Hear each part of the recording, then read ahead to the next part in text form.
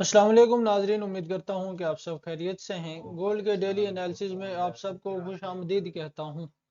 नाजरीन, आज हम देखेंगे हमें गोल्ड में क्या सेटअप नज़र आ रहा है, किस तरह हमने अपनी ट्रेड को मैनेज करना है और प्रॉफिट करना है। फ्रेंड्स, ये हमारे कल के एनालिसिस हैं। पहले हम कल के एनालिसिस के बारे में बात करेंगे।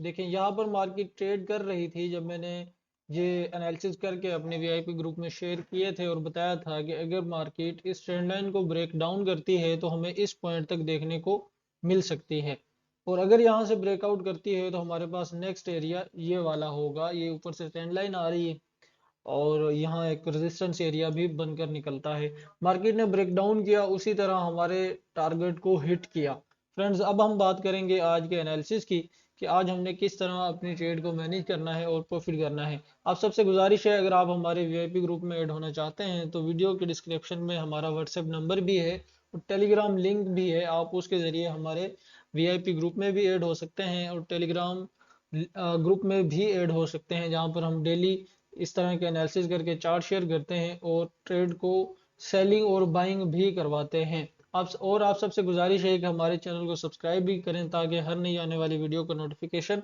बर वक्त आप लोगों तक पहुंचता रहे। फ्रेंड्स, आज के एनालिसिस की बात करेंगे और देखेंगे कि आज के दिन में हमें क्या सेटअप नज़र आ रहा है मार्केट में। इससे पहले हम कल के जितने भी एनालिसिस हैं इन सबको रिमूव करेंगे और फ्रेंड्स हम चलेंगे H1 पे। सबसे पहले हम 1 घंटे के टाइम फ्रेम पे एनालिसिस करेंगे, उसके बाद हम 15 मिनट के टाइम फ्रेम पे रहते हुए एनालिसिस करने की कोशिश करेंगे।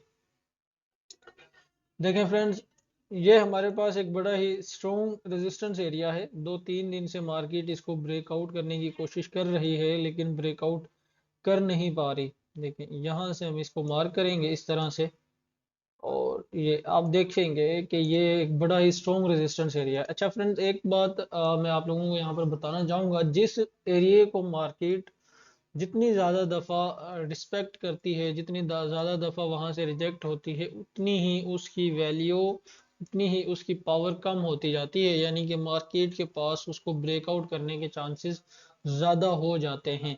और कल की एफओएमसी भी थी, एफओएमसी में भी डॉलर कमज़ोर हुआ, गोल्ड स्ट्रॉन्ग हुआ, जिसकी वजह से यहाँ से मार्केट ने ऊपर जाना शुरू कर दिया। अब देखें फ्रेंड्स, यहाँ पर समझने की ज़रूरत है कि अगर मार्केट इस एरिया को यहाँ से ब्रेकआउट करे एंड रीटेस्ट करे तो हमने रीटेस्ट करने के बाद ही अपनी ट्रेड को यहाँ से बाइंग प्लान करना है इस रेजिस्टेंस के अंदर। बेहतर यह है कि हम मार्केट को यहाँ तक आने का इंतज़ार करें और जैसे ही इस एरिया के अंदर प्राइस आए हम यहाँ से अपनी ट्रेड को बाइंग प्लान करें। इस एरिया को ब्रेकआउट एंड रीटेस्ट हो तो हम यहाँ से अपनी ट्रेड को बाइंग प्लान करने की कोशिश करें।